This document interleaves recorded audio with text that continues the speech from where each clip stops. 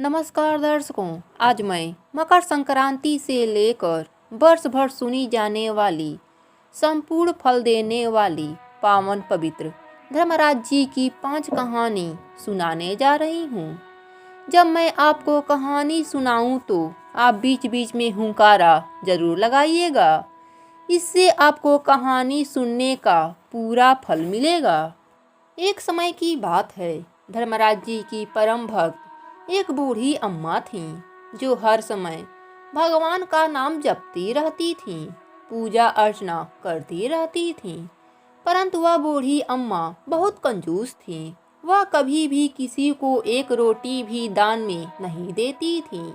जब गांव वाले उनसे कहते, बूढ़ी अम्मा किसी को कुछ दान भी दे दिया करो, तो वह कहती, मैं भगवान की इतनी बड़ी भक्त हूँ, हर समय भगवान का नाम जपती रहती हूँ, मुझे फिर दान पुण्य करने की क्या जरूरत है। मुझे तो वैसे ही स्वर्गलोक की प्राप्ति होगी। वह बूढ़ी अम्मा यह नहीं जानती थी कि अन्य का दान सब दानों से बड़ा दान है। एक दिन भगवान ने सोचा कि इस बुढ़िया को सब लोगों ने बहुत समझाया, लेकिन इसने किसी की भी बात नहीं मानी। यह मेरी भक्त है, यदि मैंने इस पर कृपा नहीं करी तो मेरे भक्तों का मुझ पर विश्वास नहीं रहेगा। ऐसा सोचकर भगवान ने एक भिखारी का रूप धारण किया और उस बुढ़िया के द्वार पर पहुंच गए। उससे भिक्षा मांगने लगे। बूढ़ी अम्मा बाहर आईं और बोली, बाबा अभी मेरे घर का सारा काम पड़ा है, बाद में आना। ऐसा कहकर वह अंदर चली गईं। भगवान फिर एक बार रात के समय उसके द्वार पर भिक्षा मांगने पहुँचे। अब बूढ़ी अम्मा उन्हें यह कहकर टाल देती हैं कि अभी मेरे पास खाने को कुछ भी नहीं बचा है, जो कुछ था सब खत्म हो गया, तुम बाद में आना।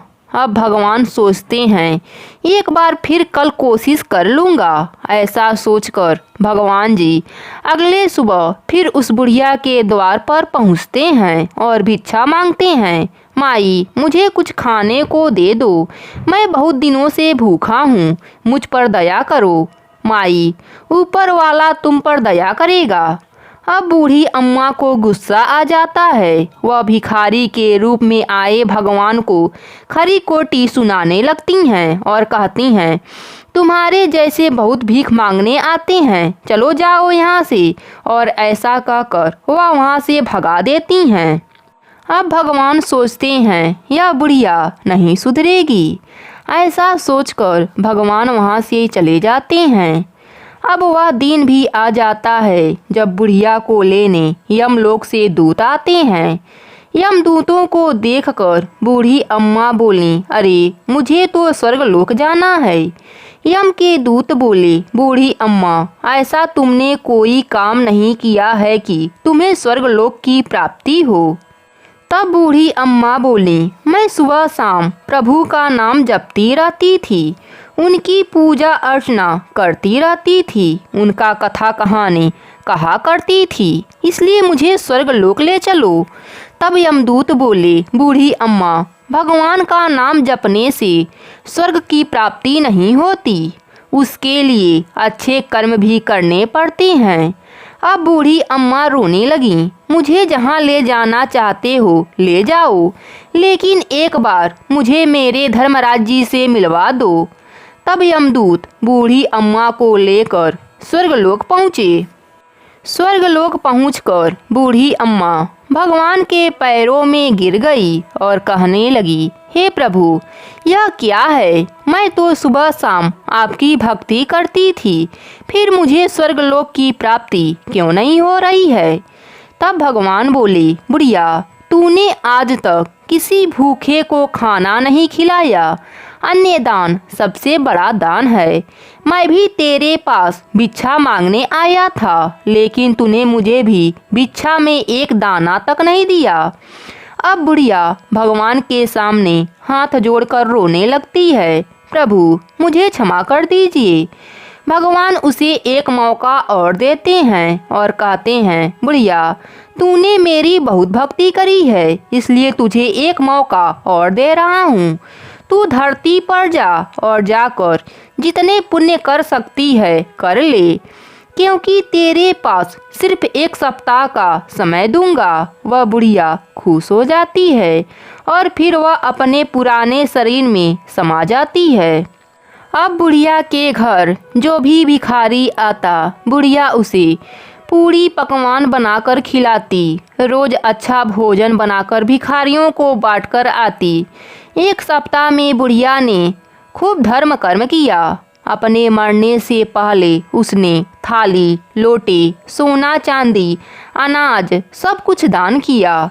1 सप्ताह बाद जब दोबारा बुढ़िया के प्राण निकलते हैं तो उसे लेने स्वर्गलोक का विमान आया और उसे स्वर्गलोक की प्राप्ति हुई।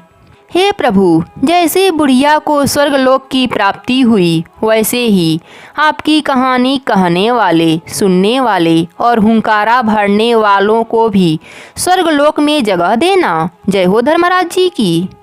एक समय की बात है, एक नगर में एक सेठ जी रहते थे।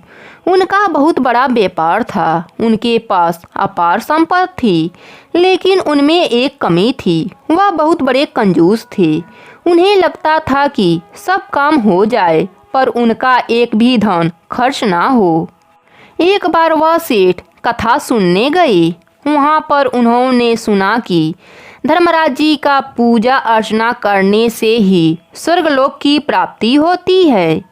सेठ जी इस बात से बहुत प्रभावित हुए और एक महात्मा जी के पास गए, प्रणाम किया और उनसे निवेदन किया कि हे महाराज जी, मुझे धर्मराज जी का पूजा करना है, मेरी बहुत इच्छा है। महात्मा जी ने कहा, यह तो अच्छी बात है, इच्छा है तो आज से ही शुरू कर दीजिए। पर सेठ जी ने कहा, महाराज जी, पूजा पाठ में धन खर्च होता है और मेरे अंदर बहुत बड़ी कमी है कि मुझसे धन खर्च किया नहीं जाता। कोई उपाय बता दीजिए जिससे पूजा पाठ भी हो जाए और धन भी ना खर्च हो। महात्मा जी मुस्कुराए और कहा, सेठ जी, मैं तुमको मानसिक पूजा विधि बता देता हूँ। उसमें तुम्हें धन नहीं खर्च करना पड़ेगा। बस आंखें बंद कर मन में वस्तुओं का ध्यान कर धर्मराज जी को समर्पित कर देना। अब सेठ जी प्रसन्न हो गए कि बिना धन खर्च किए बड़ी आसानी से पूजा हो जाएगा। सेठ जी घर आकर सुबह शाम धर्मराज जी की मानसिक पूजा करने लगे। मन से ही स्नान करते, धूप जलाते, दिया जलाते और तरह तरह के पकवान बनाकर भगवान जी को भोग लगाते। एक दिन सेठ जी के मन में विचार आया कि क्यों ना आज भगवान जी को चावल की खीर बनाकर भोग लगाया जाए। सेठ जी ने आंखें बंद करके खीर बनाना शुरू कर दिया। अब सेठ जी मन से ही खीर बना रहे हैं। चावल, दूध सब डाला, पर जब शक्कर डालने की बारी आई तो 1 चम्मच शक्कर डालकर जब दूसरे चम्मच शक्कर डालने जा रहे थे तो मन में विचार आया कि अब 1 ही चम्मच शक्कर बहुत है, दूसरी चम्मच कल के लिए हो जाएगी। सेठ जी उस चम्मच को चीनी के डिब्बे में वापस डाल दिया। तभी धर्मराज जी वहाँ प्रकट हो गए और सेठ जी से बोले, अरे सेठ, यह शक्कर तो खीर में डाल दो। यहाँ तो तुम्हारा कुछ नहीं जा रहा, तुम मन से ही तो खीर बना रहे हो। सेठ ने आंखें खोली तो सामने भगवान को पाया। सेठ को भगवान का दर्शन हो गया और सेठ का जीवन सफल हो गया। भगवान ने इसलिए सेठ को दर्शन दिए क्योंकि सेठ भगवान को सच्चे मन से मानता था। इसी प्रकार दर्शकों, सभी के अंदर कुछ ना कुछ कमी रहती है। सेठ के अंदर कमी थी, सेठ से धन नहीं खर्च होता था, पर भगवान पर पूरा विश्वास था, इसलिए वह भगवान का दीदार कर पाया। हमारे अंदर कितनी भी कमियां क्यों ना हो, लेकिन हमें भगवान पर हमेशा भरोसा रखना चाहिए। हे प्रभु, जैसे आप सेठ पर प्रसन्न हुए, उसी तरह आपकी कहानी कहने वाले, सुनने वाले और हुंकारा भरने वालों पर भी प्रसन्न होना। जय हो धर्मराज जी की। बहुत पुरानी बात है। एक गांव में एक साहूकारनी रहते थे। उनकी एक पुत्री थी। साहूकार ने धर्मराज जी की कथा कहानी कहने का नित नियम ले रखी थी। एक दिन उसकी बेटी ने कहा, माँ, मैं भी धर्मराज जी के कथा कहानी का नियम लूँगी। तब माँ ने कहा, नहीं बेटी, तुमको पराये घर जाना है, ना जाने तेरे कथा कहानी का नियम निभ पाए। पर बेटी के जिद के आगे साहूकारनी ने अपने बेटी को धर्मराज जी की कथा कहानी का नित नियम दे दिया। धीरे धीरे साहूकारनी की बेटी विवाह योग्य हो गई। साहूकार ने उसका विवाह कर दिया। बेटी ससुराल आ गई। ससुराल में 4-6 महीने तक नियम चलता रहा। एक दिन उसके घर में झगड़ा हो गया। सासू जेठानियाँ कहने लगी, यह यहाँ आकर कथा कहानी कहती रहती है, हम सबको सारा काम करना पड़ता है। अगले दिन बहू नहा धोकर सबसे कहती रही, मेरी नित नियम की कहानी सुन लो, पर किसी ने भी नहीं सुना। सब कहने लगे, तुम घर का काम करो, कथा कहानी के चक्कर में मत रहो, यह तुम्हारा काम ना करने का तरीका है। साहूकारनी की बेटी घर के कामों को करने लगी। उसका नित नियम का कथा नहीं पूरा हुआ तो वह खाना भी नहीं खाई। इसी तरह 3-4 दिन भूखी प्यासी ही रह गई। रात में साहूकारनी की बेटी सो रही थी। धर्मराज जी सपने में आकर पूछा, तुमने नित नियम की कहानी क्यों नहीं कही? तब साहूकारनी की बेटी ने सारी बात बताई। तब धर्मराज जी ने कहा, अपने पूजा घर में जाओ। साहूकारनी की बेटी अपने घर की पूजा घर में गई, जो कि ज़्यादातर बंद ही रहता है। उसने वहां जाकर देखा, पीपल पथवारी, तुलसी का बिउड़ा, गंगा जमुना और स्वर्ग के सारे देवी देवता और धर्मराज जी विराजमान हैं।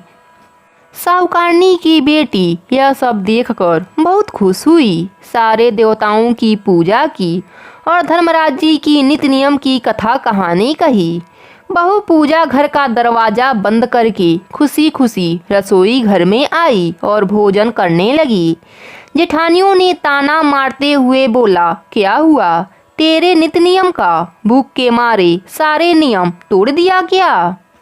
बहू बोली, नहीं, मैंने तो नित नियम का नियम पूरा कर लिया है। सास और जेठानियाँ बोली, हमने तो तेरी कहानी नहीं सुनी, तो पूरा कैसे हुआ? बहू बोली, मेरे घर सारे देव, पीपल पथवारी, गंगा जमुना, तुलसी जी का बिउड़ा और धर्मराज जी विराजमान हैं। मैंने उनका साक्षात पूजा करके उन्हीं सबको कहानी भी सुना दिया।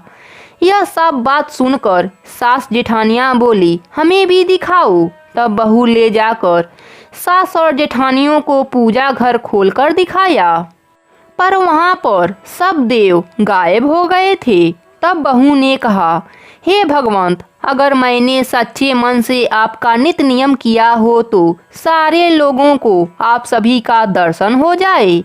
इतना कहते ही सारे देवी देवता वहाँ प्रकट हो गए।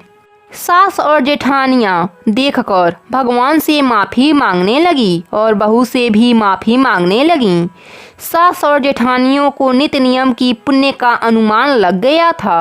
अब हर रोज़ सारे लोग मिलकर कथा कहानी कहने सुनने लगे, जिसके पुण्य से उनके घर में अन्य धन का भंडार भर गया और मरने के बाद उन्हें स्वर्गलोक की प्राप्ति हुई। हे प्रभु, जैसे आपने छोटी बहू पर कृपा करी, वैसे ही आपकी कहानी कहने वाले, सुनने वाले और हुंकारा भरने वालों पर भी अपनी कृपा दृष्टि बनाए रखना। जय हो धर्मराज जी की। प्राचीन समय की बात है। एक शीतलपुर नाम का गांव था। वहां पर एक हरिदास नाम का एक महान विद्वान ब्राह्मण रहता था। उसकी पत्नी भी बड़ी धर्मवती और सुशील थी। दोनों पति पत्नी भगवान विष्णु के सेवक थे। दोनों ने सभी प्रकार के व्रत किए, किंतु धर्मराज जी के नाम से कोई दान पुण्य या कथा नहीं की। बड़ी श्रद्धा के साथ वह गणेश जी की, चंद्रमा की, हरितालिका व्रत की, एकादशी की, सभी प्रकार के व्रत के पालन करते और अतिथियों का आदर सत्कार भी करते। इसी प्रकार वह धर्म करते करते वृद्धा अवस्था को हो गए। एक दिन गुणवंती मृत्यु को प्राप्त हो गई। धर्मराज जी के दूत उसको आदर पूर्वक यमलोक को ले गए। दक्षिण दिशा में पृथ्वी से ऊपर धर्मराज जी का एक बहुत बड़ा लोक है, जो कि पापियों के लिए दर्दनाक है। धर्मराज जी का जो लोक है उसके 4 द्वार हैं। उसके बीचों बीच धर्मराज जी महाराज का सिंहासन है। इस रत्न जड़ित सिंहासन पर भगवान धर्मराज जी विराजमान रहते हैं। पास में ही चित्रगुप्त जी अपने स्थान पर बैठे रहते हैं और सबके कर्मों का लेखा जोखा करते हैं। यमदूत गुणवंती को लेकर वहां पहुँचे। चित्रगुप्त जी ने उसके कर्मों का हिसाब किया। उसमें धर्मचार्य और पूजा पाठ का लेखा देखकर बहुत ज़्यादा सभी लोग प्रसन्न हुए, किंतु कुछ उदासी के साथ कुछ कर्मों का लेखा धर्मराज जी को सुनाया। गुणवंती के कर्मों को सुनकर धर्मराज जी थोड़े परेशान हुए। यह देखकर गुणवंती ने कहा, हे प्रभु, मैं जीवन में कोई भी दुष्कर्म नहीं किया, फिर आप अपने उदासी का कारण बताने का कृपा करें। धर्मराज जी ने कहा, हे देवी, तुमने व्रत आदि से सभी देवताओं को संतुष्ट किया, लेकिन मेरे नाम से कभी कोई दान पुण्य नहीं किया। यह सुनकर गुणवंती ने कहा, हे प्रभु, मेरा अपराध आप क्षमा करें। मैं आपकी उपासना नहीं जानती थी। आप कृपा करके इसका कोई उपाय बताइए जिससे मैं आपको प्रसन्न कर सकूं। यदि मैं आपके मुख से भक्ति मार्ग को सुनकर मृत्युलोक में वापस जा सकूंगी तो आपको संतुष्ट करने का प्रयास करूंगी। तब धर्मराज जी ने कहा, सूर्य भगवान के उत्तरायण में जाते ही जो महापुण्यवती मकर संक्रांति आती है, उस दिन से मेरी पूजा शुरू करना चाहिए। इसी प्रकार पूरे वर्ष भर मेरी कथा सुनें तथा पूजा अर्चना करें। इसमें कभी भी नागा न करें। संतोष, क्षमा, यम, नियम द्वारा अपने मन को वश में रखना, किसी के वस्तु को कभी नहीं चुराना, मन से कभी भी पराई स्त्री या पर पुरुष से बचना, मन शुद्धि और शारीरिक शुद्धि और इंद्रियों को बस में रखना, बौद्धिक पवित्र यानी मन में किसी भी प्रकार का बुरा विचार न आने देना, शास्त्र विद्या का स्व अध्ययन यानी पूजा पाठ कथा करना तथा दान करना, पुण्य करना, सत्य बोलना, क्रोध नहीं करना, धर्म के 10 लक्षण हैं, और मेरी कथा नियम से सुनना और सुनाना, यथाशक्ति दान पुण्य परोपकार के कार्य करते रहें। वर्ष भर हो जाए तो व्रत का उद्यापन भी कर दें। यथाशक्ति सोने या चांदी की मूर्ति बनवाकर ब्राह्मणों के द्वारा विधि विधान से प्राण प्रतिष्ठा कर पूरे विधि विधान से पूजा और हवन करना चाहिए। मेरे साथ चित्रगुप्त जी की भी पूजा करें। काले तिल के लड्डुओं का भोग लगाएं। ब्राह्मणों को भोजन करवाकर बांस की टोकरी में अनाज रखकर ब्राह्मणों को दान देवें। इस प्रकार बिस्तर और पहनने वाला वस्त्र भी दान देवें। धर्मराज जी की बात सुनकर गुणवंती ने विनती की, हे प्रभु, मुझे फिर से मृत्यु लोक में जाने दिया जाए, जिससे मैं आपके व्रत को करूं और आपकी कथा और इसका प्रचार करूं। धर्मराज जी ने इसकी अनुमति दे दी। धर्मराज जी की अनुमति मिलते ही गुणवंती के शरीर में जान आ गई। उसके पुत्रवधू बहुत प्रसन्न हुए। उसने सभी बातें अपने पति को बताई। फिर दोनों पति पत्नी धर्मराज जी के व्रत शुरू कर दिए। 1 वर्ष के बाद उस व्रत का उद्यापन किया। इस प्रकार गुणवंती को स्वर्ग की प्राप्ति हुई। हे प्रभु, जैसे आपने गुणवंती को रास्ता दिखाकर उस पर अपनी कृपा करी, उसी तरह आपकी कहानी कहने वाले, सुनने वाले और हुंकारा भरने वालों पर भी अपनी कृपा बनाए रखना। जय हो धर्मराज जी की। बहुत पुरानी बात है। एक गांव में एक गरीब माली रहता था। उस माली के परिवार में सिर्फ उसकी 17 साल की बेटी थी, जिसका नाम चंपा था। माली शरीर से अस्वस्थ होने के कारण उसके घर की सारी जिम्मेदारी उसकी लड़की चंपा पर आ गई थी। वह नित्य सवेरे उठती और अलग अलग गांवों के घरों में फूल पहुंचाने का कार्य करती थी। उन्हीं लोगों में एक पुरोहित के घर भी वह फूल पहुंचाती थी। उस पुरोहित के घर जाने के लिए उस चंपा को एक तेज धारा से बहने वाली नदी को पार करके जाना पड़ता था। दूसरे लोग उस नदी को एक छोटी सी नाव से पार करते थे। उसके बदले उस नाविक को थोड़ा बहुत कमाई हो जाता था। एक दिन उस चंपा को उस पुरोहित के घर जाने में देरी हो गई और पुरोहित रोज सुबह ताजे फूलों से धर्मराज जी की पूजा करता था और देर हो जाने की वजह से वह उस पर बहुत जोर से चिल्लाया और कहने लगा, अरे अब क्या करूँगा इन फूलों का, ले जा यहाँ से, अब इनका कोई काम नहीं है। चंपा कहने लगी, साहब मैं रोज की तरह आज सुबह ही घर से निकल गई थी, लेकिन एक ही नाविक उस नदी में नाव चलाता है और उसी नाविक के वापिस आने के इंतजार के वजह से मुझे देरी हो गई। यह बात सुनकर पुरोहित ने गंभीर मुद्रा धारण करते हुए उससे कहा, अरे लोग तो भगवान का नाम जपते हुए बड़े बड़े समुद्र पार कर जाते हैं और तू इस छोटी सी नदी भी पार नहीं कर सकती। चंपा ने पुरोहित की इस बात को बड़ी गंभीरता से लिया और उस दिन के बाद से पुरोहित को सुबह ठीक समय पर फूल मिलने लगा। इतने सुबह सही समय पर चंपा को आते देख पुरोहित के मन में उत्सुकता उत्पन्न हुई और यह रोज सुबह समय पर कैसे आ जाती है यह जानने की इच्छा जागने लगी। तो एक दिन वह पुरोहित अपने आप को रोक नहीं पाया और उस चंपा के आते ही पूछा, अरे अब तुम रोज इतनी जल्दी कैसे आ जाती हो, अब तुम्हें देरी नहीं होती, नदी में और भी नाविक आ गए हैं क्या? चंपा बोल पड़ी, नहीं पंडित जी, अब तो उस नाविक की मुझे कोई ज़रूरत नहीं। आपने उस दिन कहा था ना, लोग भगवान का नाम जपते हुए बड़े बड़े समुद्र पार कर जाते हैं और मैं छोटी सी नदी पार नहीं कर सकती, तो बस उस भगवान का नाम जपते हुए मैं उस छोटी सी नदी अब बस कुछ ही समय में पार कर लेती हूँ। लेकिन उस पुरोहित को इस चंपा की बात पर विश्वास नहीं हो रहा था। उसने कहा, अरे तुम उस नदी को कैसे पैदल पार कर लेती हो, या मुझे दिखा सकती हो? तब चंपा पुरोहित दोनों उस नदी के तरफ चल पड़े और वह चंपा नदी के पानी पर पैदल चलने लगी। यह देखकर वह पुरोहित भी उसके पीछे पीछे नदी पर चलने को आगे बढ़ा, लेकिन जैसे ही पैर आगे पानी पर पड़ा तो वह पानी में डूब गया और उसके सारे कपड़े गीले हो गए।